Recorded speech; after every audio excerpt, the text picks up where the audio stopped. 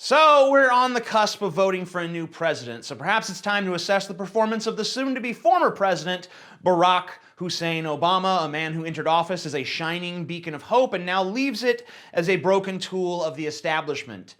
And it really wasn't the childish attacks of his political rivals that destroyed him. It was his own absolute failure to deliver on his promise to America, or even seem as if he were making a genuine effort to do so.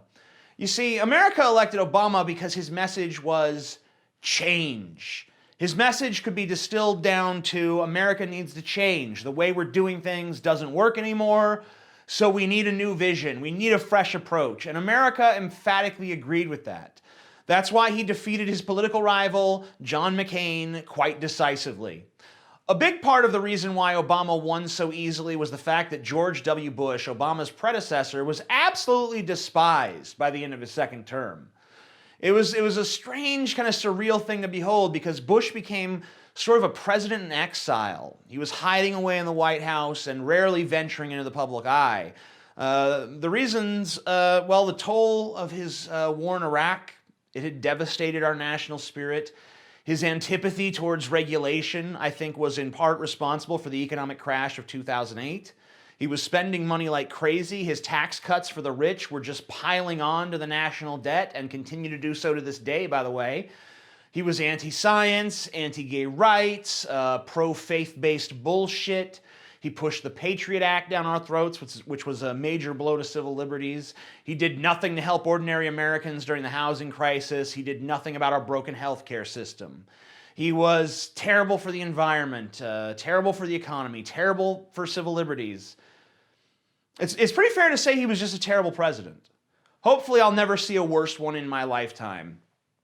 His approval ratings actually got as low as 19%, and he left office with 22% approval ratings. For context, Obama's current approval rating is 52%. Nixon's approval rating when he resigned in disgrace was 25%, 3 points higher than Bush when he left office. I'll give you one more example of why President Bush was such a disaster, maybe not why he was such a disaster, but that he was such a disaster. When John McCain ran against Obama in 2008, Bush didn't even go to the Republican National Convention in person. They played a short video of him and that was it. The party didn't want him there because he was so unpopular they thought he would hurt John McCain's chances. So can you imagine that? I mean, at the 2016 Democratic National Convention, Obama gave a 45-minute speech in person endorsing Hillary because Hillary wanted that endorsement. She wanted Obama on her side and in her corner. At the 2008 Republican National Convention, George W. Bush gave a 9-minute speech via satellite, or perhaps it was a pre-recorded message, I don't know. McCain knew that he couldn't run from Bush completely, but the Republicans minimized Bush as much as they possibly could because McCain did not want Bush's endorsement. He had to take it, but he didn't want it. Kind of like endorsement rape. The point of all this Bush bashing, though, is not to reminisce about the bad old days of the early 2000s. It's to demonstrate that Americans were really pissed off at the time about the state of things in this country. And for a lot of people, Obama seemed like a breath of fresh air. He was everything Bush wasn't. Bush was stupid. Obama was smart. Bush was a warmonger. Obama wanted to get us out of Iraq. Bush was a friend to big business. Obama was supposed to be a friend to the little guy, to the average American. He was a community organizer, for fuck's sake. But now we see what a hose job Obama really was. Obama said he'd close Gitmo. He did not. He said he'd make strides towards nuclear disarmament. He did not. He said he'd withdraw from Iraq, and he did, but he withdrew on George Bush's timetable, not the timetable he had promised on the campaign trail. He said he'd create a public option for health care, but he created instead a mandate to buy private fucking health insurance. And let's actually talk about Obamacare for a moment.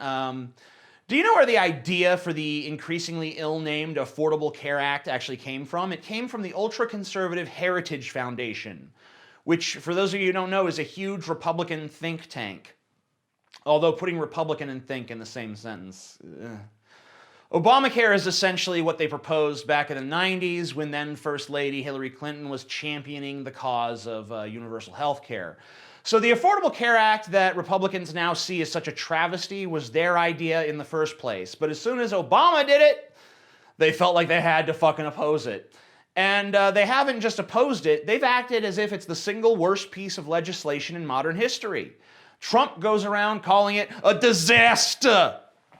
And a huge percentage of Americans agree with him on that. But as I said, to my eyes, Obama's tainted legacy has little to do with his opposition and everything to do with the content of his own character. I once actually made a video calling for Obama's impeachment.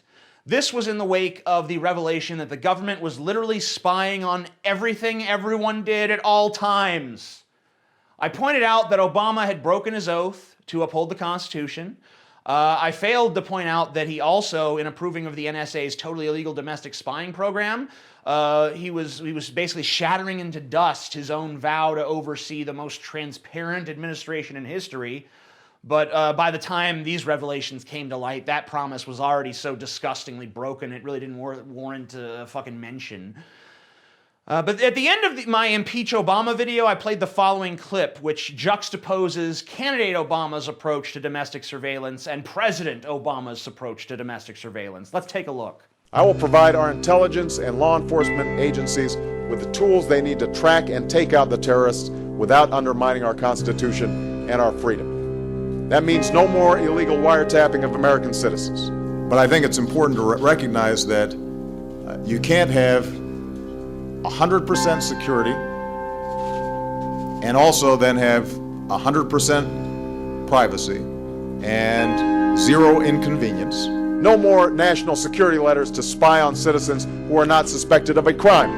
But my assessment and my team's assessment was that they help us prevent terrorist attacks. No more tracking citizens who do nothing more than protest a misguided war.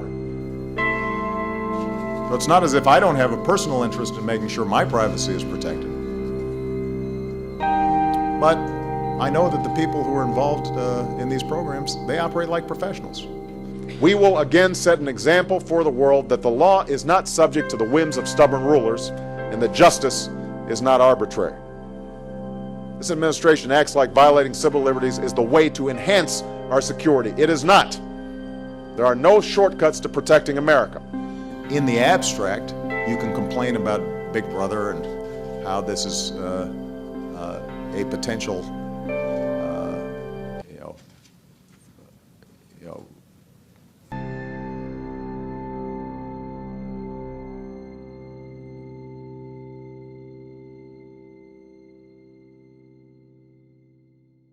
What I didn't mention at the time, because I think it's obvious from the clip, is how fiery and passionate and self-assured candidate Obama is, and how uncomfortable and self-awarely full of shit President Obama is.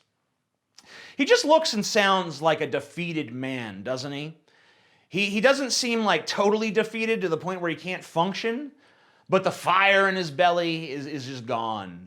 Now he's just perfunctory, just going through the motions, like, yeah, I'm fucking president, okay, you caught me spying on you, well, you can't have freedom and security, right?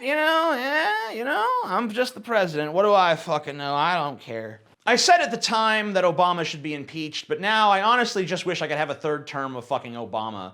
Maybe it just boils down to the old cliche about the devil you know being better than the devil you don't, or maybe Obama just looks a lot better in the light of what's coming next. But now I just keep thinking of that stupid fucking line from that Counting Crows song. Don't it always seem to go that you don't know what you got till it's gone. They paved Obama to put up a Donald Trump. Or a Hillary Clinton, probably a Hillary Clinton. I don't think I should even have to mention certain Obama criticisms, as to me they carry no weight whatsoever, but perhaps some of you out there are concerned about Obama selling guns to cartels. Well, I'm concerned that the U.S. is an arms dealer that constantly sells weapons to brutal dictators or even arms warlords for free if they're fighting someone we want dead. But Obama didn't originate these policies, he just failed to act against them. Is that because he agrees with these policies, or is he just too much of a chicken shit coward to take on the people who champion such bad ideas? I guess the answer is ultimately irrelevant since it amounts to the same, but I do sort of hope he's just a coward rather than an active scumbag.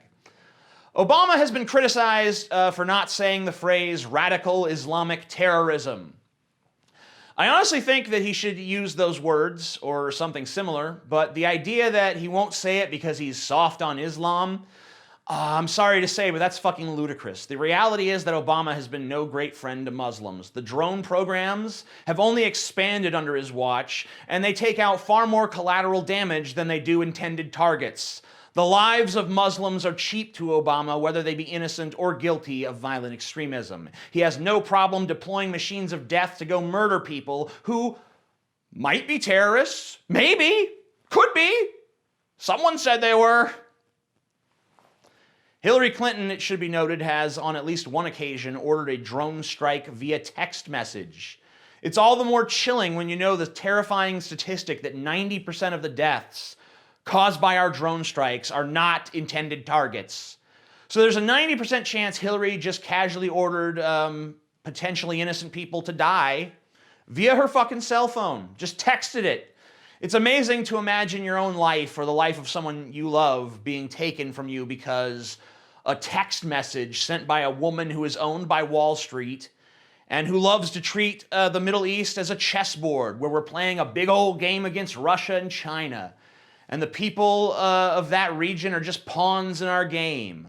Obama is complicit in this shit too, of course, but it didn't start with him. We've been playing this bloody version of chess in the Middle East pretty much since the end of World War II.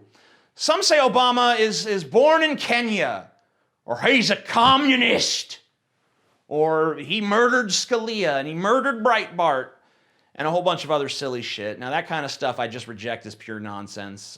He was born in Hawaii. The evidence of that is incontrovertible. There's no evidence that Scalia or Breitbart were murdered. There's no evidence that he hates white people. There's also, by the way, no evidence that Obama did anything seriously wrong in his handling of Benghazi. Now, he demonstrably told a few lies to the public about it. But if you look at the lies he told, they were only to protect political points, not to hide criminal wrongdoing or a conspiracy. Most of the allegations about Benghazi are just unfounded conspiracy theorizing, and conspiracy theories, you know, they could be right. They really could, but they probably aren't. When I reflect on Obama as a whole, I think that most of the criticisms against him are pretty spurious, and the ones that are true all deal with what I perceive to be Obama's weakness. And I knew about his weakness early on in his presidency. In 2009, I made a video entitled "Obama is Weak," where I chastised him for getting rid of the public option from Obamacare, which I still think was the dumbest move of his entire presidency. Maybe it did get the bill passed faster, but dropping the public option absolutely gutted that bill.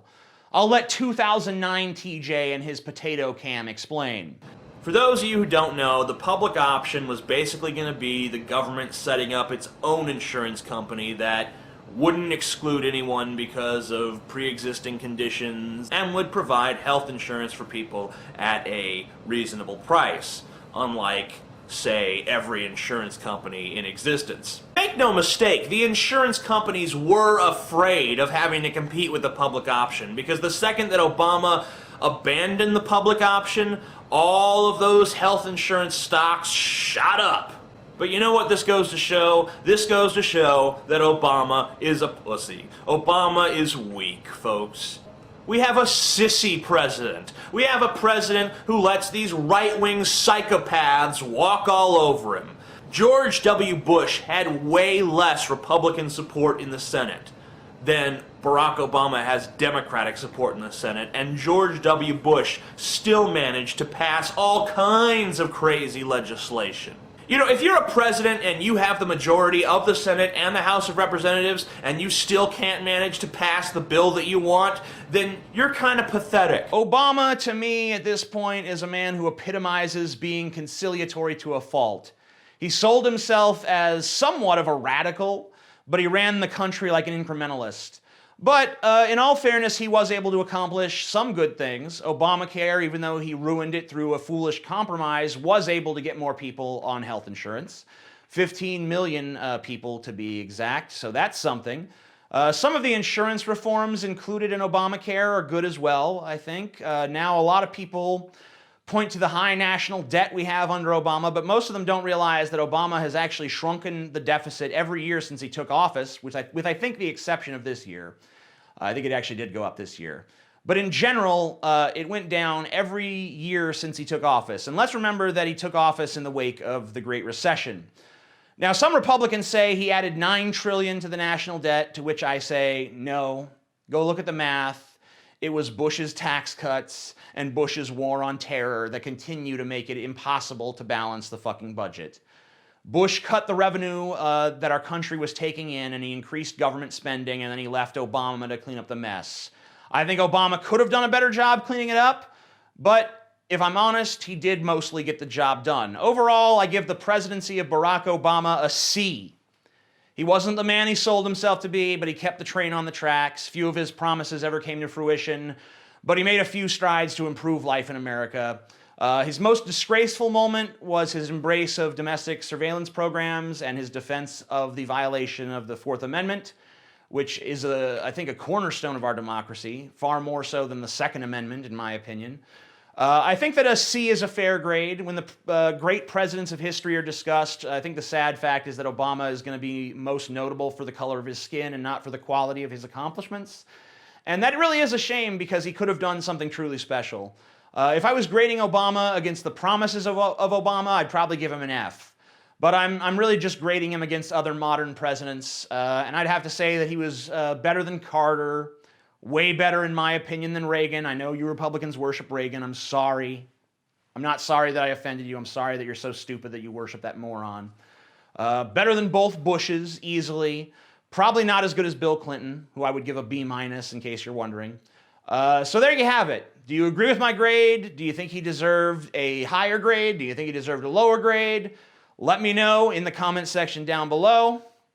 And that's pretty much it. I'm the Amazing Atheist. Peace the fuck out.